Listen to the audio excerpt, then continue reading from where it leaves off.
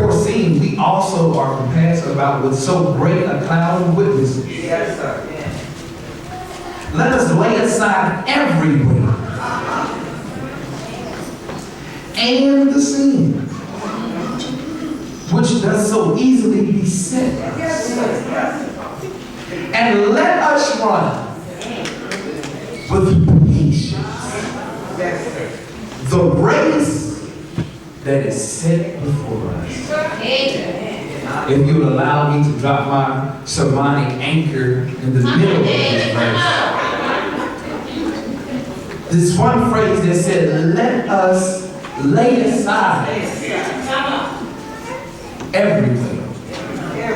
I just want to stop there.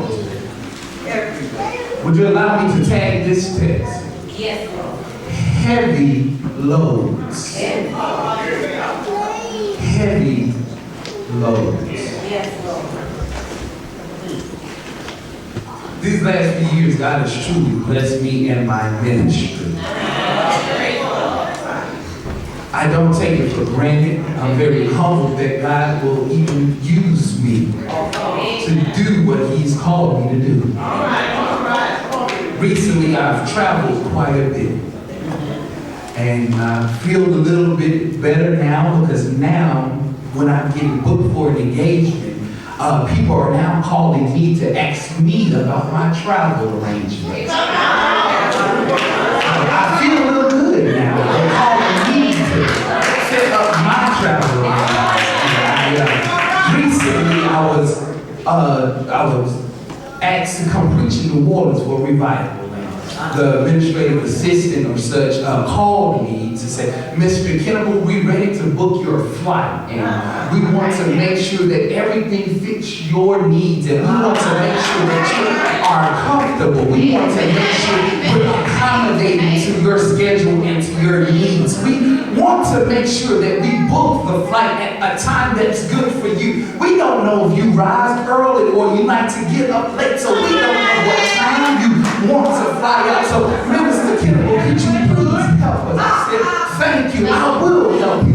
I like to get up early. I like to travel early morning or late at night. I don't like to travel in the middle of the day, whether it's by car, train, or plane. I don't like traveling in the middle of the day. I don't know why. It's weird to me, but I just don't like it. So I say, book my flight early in the morning. She said, okay, Minister Kennebrew, we find the flight 8 o'clock. Oh, is that as early as you can get? Well, that's what we have. Well, that's fine with me. I'm not picky. I'm just fortunate I had the opportunity to come preach it.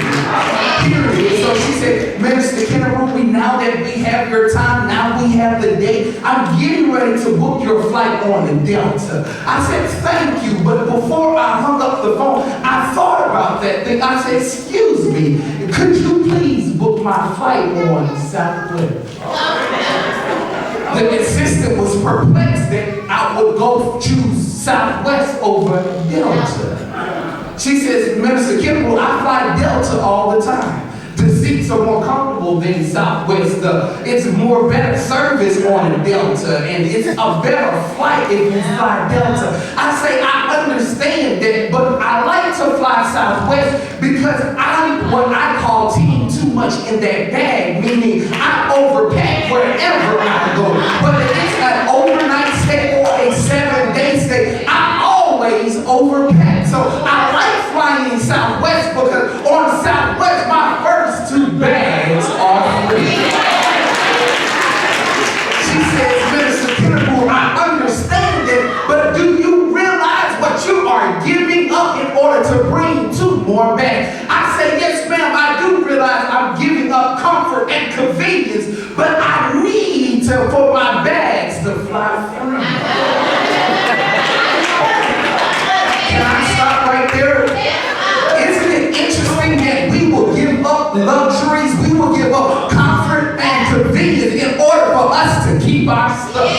Isn't it interesting? We go through life missing out on opportunity, missing out on the presence and the glory of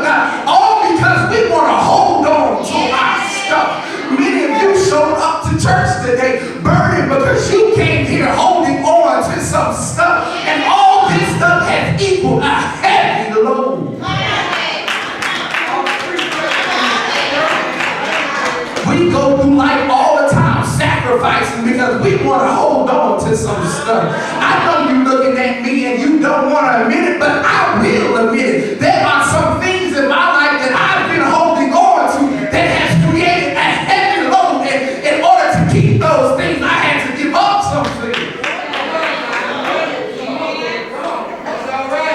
I wanted to downgrade my flight in order to keep my stuff. Every day, oftentimes, many of us downgrade our very lives in order to keep our stuff. Yes, sir. Yes, sir.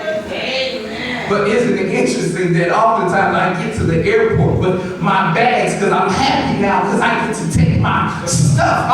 This stuff that makes me feel better about myself. This stuff I feel I just need to have. Because I'm the type of person that I like options because I don't know how I'm going to feel when I wake up in the morning. So I can't plan what I'm going to wear tomorrow because I don't know how I'm going to feel when I get up in the morning. So I get to the flight and I'm getting ready to check in, and the nice lady at the desk reads my name. Mr. Kennebrew, how are you today? I'm fine, darling. How are you? She says, you're headed to New Orleans. Yes, I'm headed to New Orleans. I love New Orleans. You do too? I do too. Then she says, Mr. Kennebrew, before you go, I need you to place your bags on the scale. See, I flew Southwest because I could bring 2 bags. But there's a moment and a limit to what I could bring on my flight. And the moment I cross over the weight limit, the moment my bag is declared a heavy load, it costs. It was Brother Izzy who put this word in my weak ear earlier this week when he said, do you know being overweight will cost you?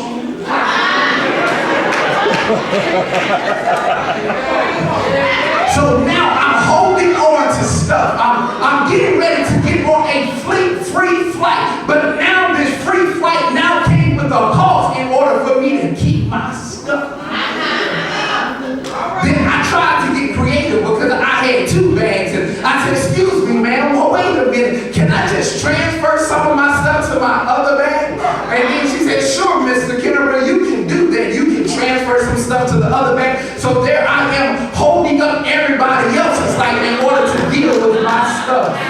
Because I was too afraid to let go of my stuff because this is the stuff I thought I needed. But watch this, although I transferred the weight to the other bag, guess what? The bag still weighed the same. We move around stuff in our life all the time, thinking we're dealing with our stuff, but we haven't done nothing but moved it to another side of our life. And we're still dealing with heavy loads. But watch this, here it is. I love traveling, but the worst part of traveling is when you come home and have to unpack. Oh, y'all had that problem too?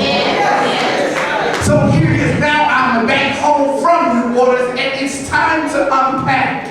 So I get rid of everything that I wore, the dirty clothes, I put that in laundry, I create my pile that has to go to dry cleaning. And after I do all that, watch this, I realize there's so much stuff in my suitcase that I have not touched or worn. Right now. Come on now. I carried this stuff because I thought I needed this stuff. But when I got home, I realized I didn't need it. And that's how we are oftentimes in life. We go around carrying stuff that we think we need, but we don't realize we don't need because these things can't even meet our needs. So all they do is create a greater need. Oh, I like that. Let's make that our Facebook post for the day. Let's hashtag that heavy low tire calling ministry. Here it is, there are things in our life we carry around we think we need that we don't need because these things can't meet our needs, and all they do is create a greater need. And then I thought about it when I was in New Orleans. I wanted to shop because there were some things I wanted, but I realized I couldn't put more stuff in my suitcase because my suitcase was already too heavy. So now I'm back in Atlanta thinking about all the stuff I had to leave in New Orleans because I was carrying stuff I didn't even need. So I'm just saying to you, there are some things I want to give you in your life, but I can't give them to you because there's no room in your life because you're carrying stuff you don't even need.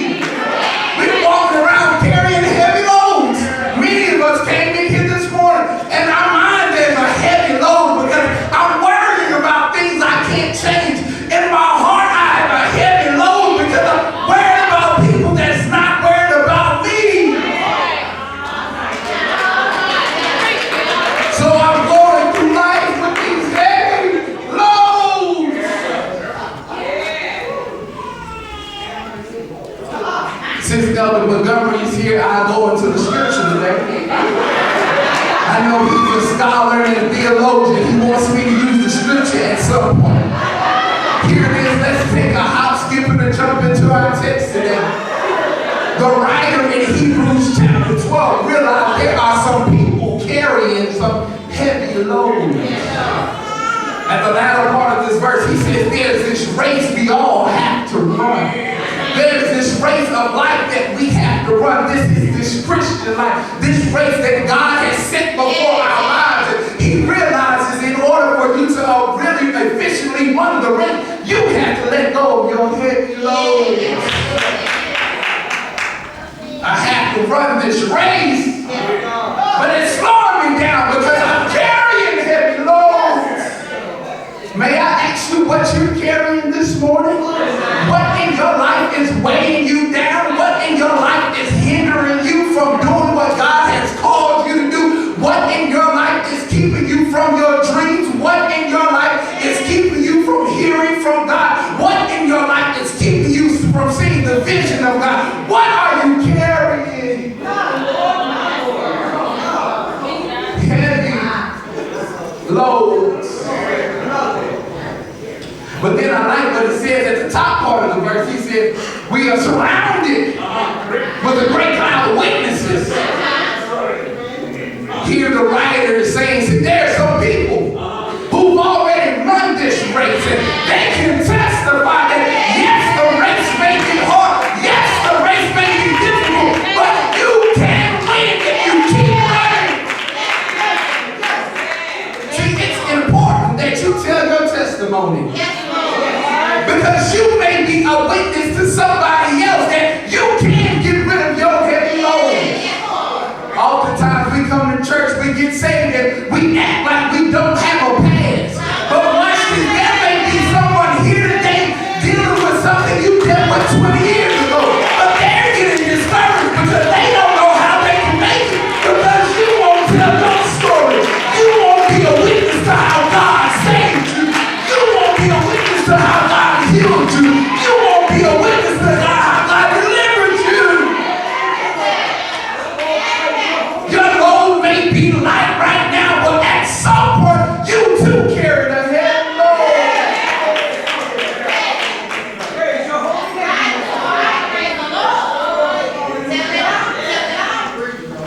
So here it is. I'm almost done. Take your time. The scripture says two things. He says, lay aside every weight and the sin.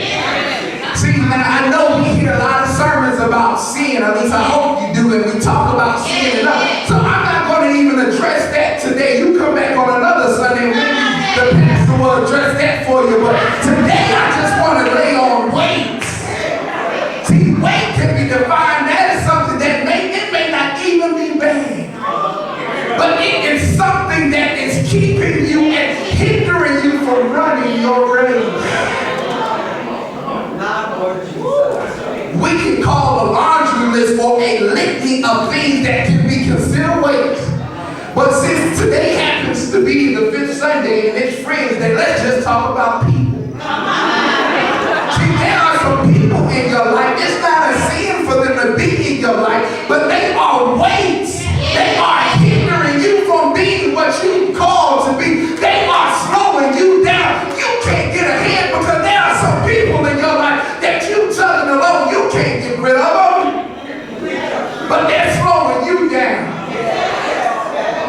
Yeah, slowing you down. Yeah, that person in your life who's always knocking your dreams and your ambition, they're slowing you down. That person in your life that questions why you always going to church, they're slowing you down. That person in your life that never has anything good to say, they're slowing you down. That person in your life who's always negative, always got problems but don't have time to hear you, they're slowing you down. There are people in your life that just may be weights. And I hate to say there may even be friends in your life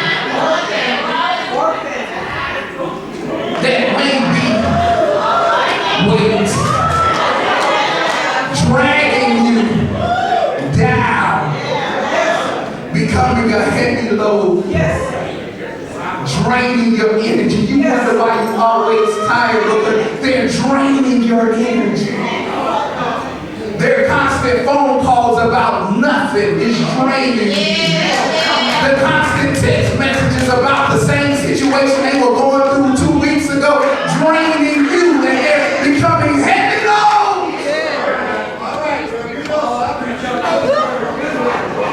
Slowing you down. But what does the writer say to do with these weights? The scripture says, lay aside every weight.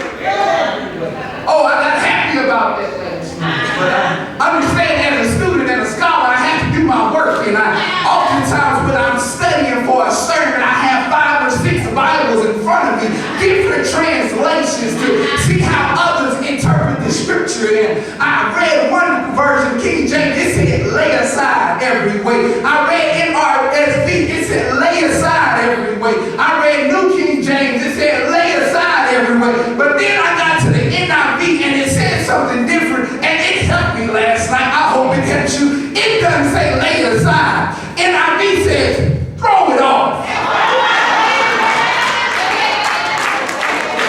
Watch this.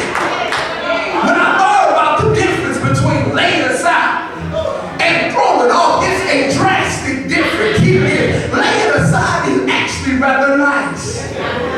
Lay it aside. Lay it.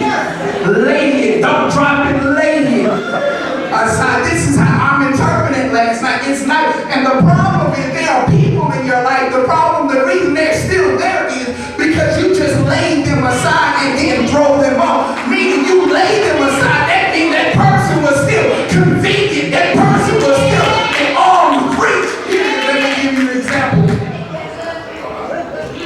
Ladies, when that guy you know that's no good for you hits you up trying to holler at you, I've heard it before, not to me of course, but to other guys, my friends.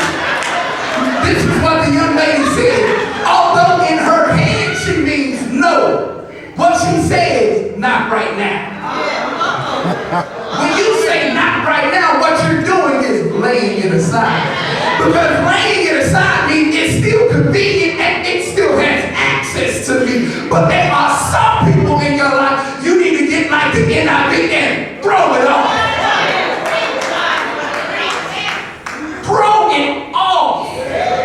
That means get it away from you. Get it. Don't matter where it lands. I don't care where it lands, but you gotta get off of me. Throw it off.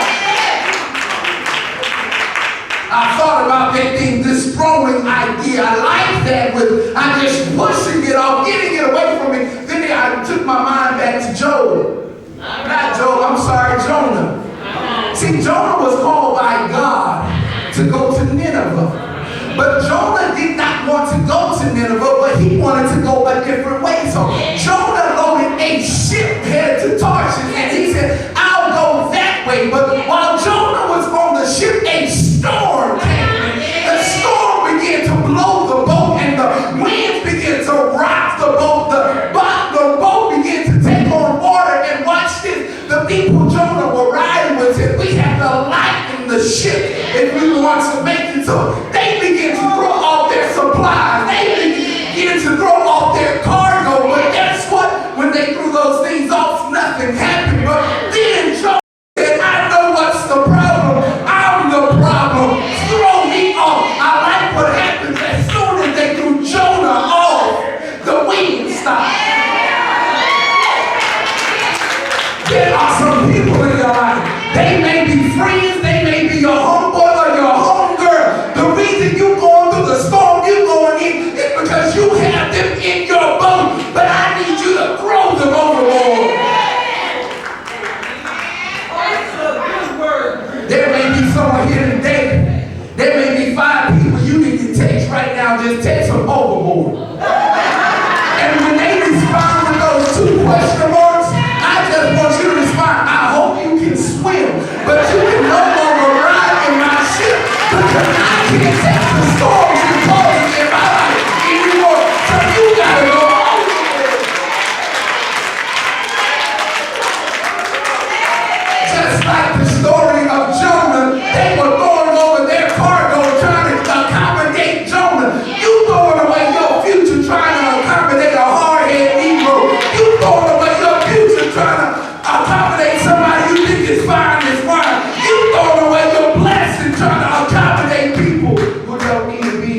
fellowship. So throw it off. Throw it overboard.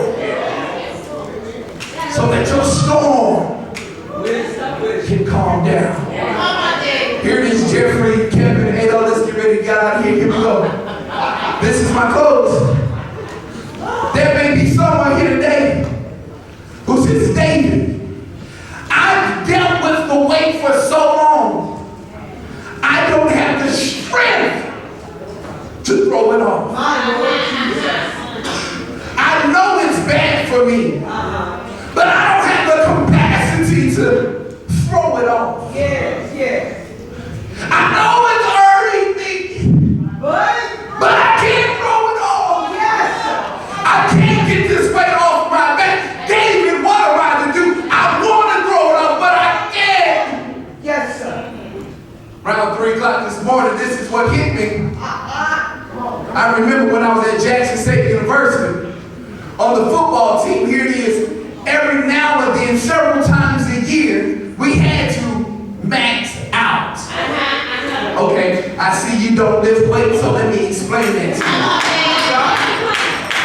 you. We had to max out. Max out is what you have to do when you get underneath a weight. Let's say bench press. And you have to press it as many times as possible until you max out. All right? So you get under the weight and you sit under the weight and you begin to push. You begin to push until you can max out. But here it is. Every lifter on the bench press, there were 4 rules that everybody must abide by. When you're lifting the weight, here it is. Your feet had to be flat on the ground. Okay? Here it is. Your back had to be flat on the bench. Your arms had to extend all the way out for the rep to count. And number 4 is the best part. When you're lifting weights and maxing out, you always had to have a spotter. You don't lift weights, so let me explain what a spotter is.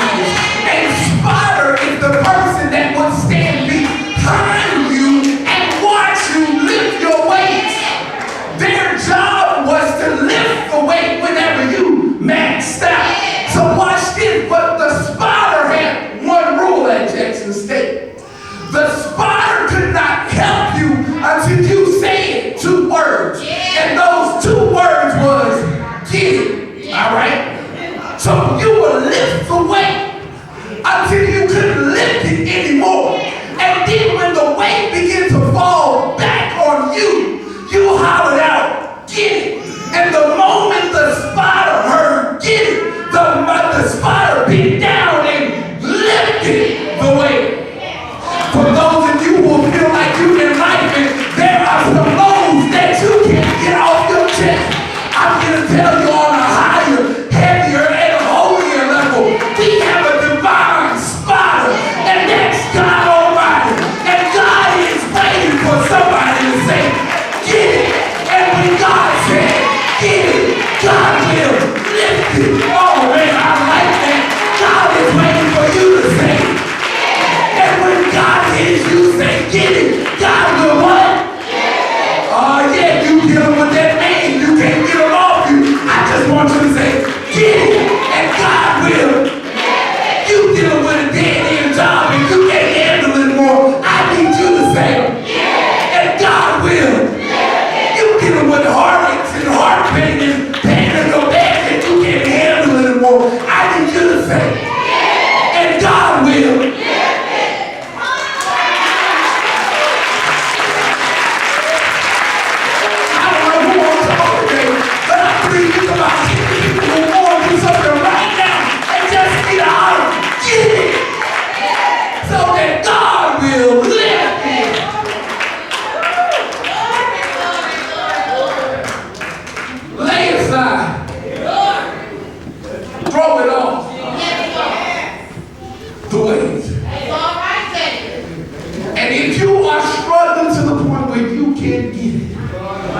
Just holler to the divine spotter.